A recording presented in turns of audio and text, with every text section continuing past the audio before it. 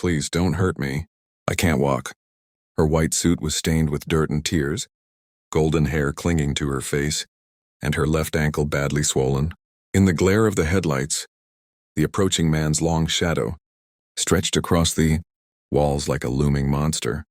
His footsteps were heavy, his breathing sharp and unsteady. The woman curled up helplessly, and at that very moment an unexpected figure appeared, one who was about to change everything. The silence in Dawson Tower was deafening, broken only by Isabella's uneven breathing. The masked intruder had been dragged away moments ago, but the fear still clung to the air like smoke. Her trembling eyes fixed on the man who had saved her, Miles Carter, the janitor, the single dad no one had ever noticed before. "Why?" she whispered, her voice fragile, almost lost in the vastness of her glass-walled office. Miles didn't answer immediately. His chest rose and fell heavily, ribs aching from the blows he had endured. Sweat trickled down his temple as his torn uniform clung to his skin. Finally, he lifted his eyes, meeting hers with a steady, unshakable resolve. "Because no one deserves to feel helpless," he said, his voice low but powerful. The words struck Isabella harder than any knife ever could. She had spent her life believing that power came from her bank accounts, her stock market victories, her gleaming skyscraper. But in that moment, facing a man with nothing but courage, she realized how wrong she had been. Her lips parted to speak again, but silence overtook her. Miles bent down, picking up the shattered glass from her desk, his hands bleeding as small shards cut into his skin. Isabella gasped, instinctively reaching out.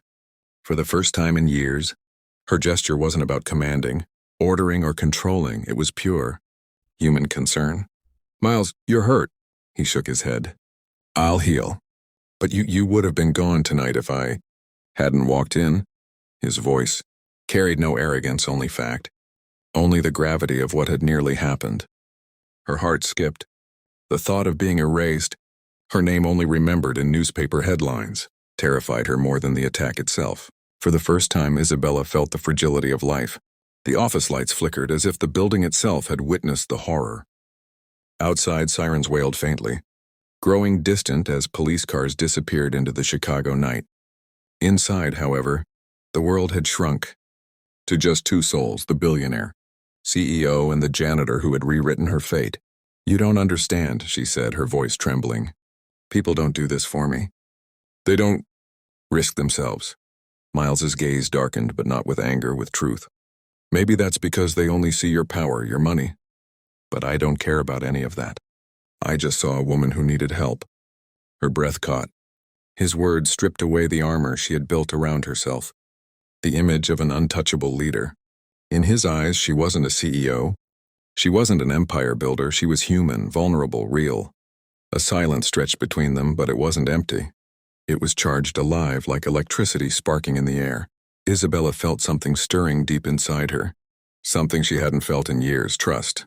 Then came the reveal she never expected. Miles glanced at her wheelchair, his expression unreadable. "You remind me of someone," he admitted quietly. "My late sister. She couldn't walk either. I swore I'd always protect people like her. That's why I couldn't just stand by tonight." Isabella's breath hitched, her eyes widening. The revelation pierced through the fog of fear. This wasn't random. This wasn't coincidence.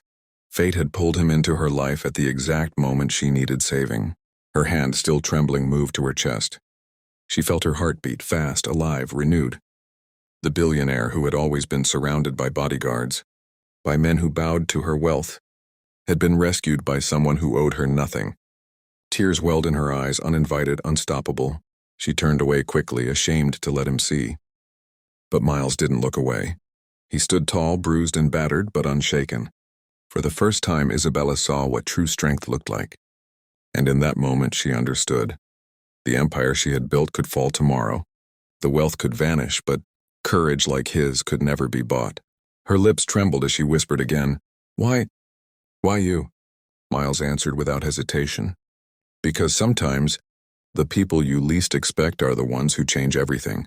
The words echoed in her soul. Long after the night ended, long after the police reports were filed and the building went silent, those words would haunt her. Not as a curse, but as a promise. For in one unforgettable night, the masks of power and weakness had been torn away, and Isabella Grant, the woman who once believed she had everything, discovered the one thing she never truly possessed, someone willing to risk it all, just to make sure she lived to see another dawn. Weeks turned into months, yet the memory of that night in Dawson Tower refused to fade. Isabella Grant, once known as the iron-hearted CEO of Chicago, found her heart softening in ways she never thought possible. She visited Miles Carter and his daughter Ava often, not as a billionaire towering above them, but as a woman learning what family, sacrifice, and kindness truly meant. At first, Ava was shy around her, hiding behind her father's arm, but soon her innocent laughter filled the silence Isabella's penthouse had carried for years. Isabella discovered she loved the sound, more than the applause of boardrooms or the chatter of investors. Miles, though rough around the edges, carried a wisdom she had never learned in Ivy League halls. He taught her that real power wasn't in wealth but in giving, in standing tall when the world tried to break you. One evening, as they shared dinner overlooking the sparkling Chicago skyline, Isabella spoke words she never imagined leaving her lips. "Miles, you didn't just save my life that night, you saved me from myself." Tears glistened in her eyes, not of weakness but of release.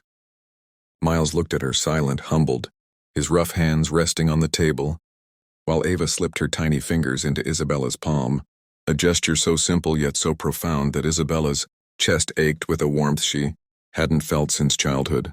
The empire she once guarded so fiercely began to transform, not into bigger skyscrapers or profit margins, but into a legacy of compassion.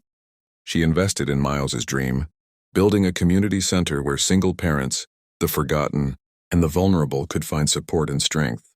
The opening day, standing beside Miles and Ava as the ribbon was cut, Isabella felt something she never felt even after her greatest corporate victories: pride, not in herself, but in what they had created together.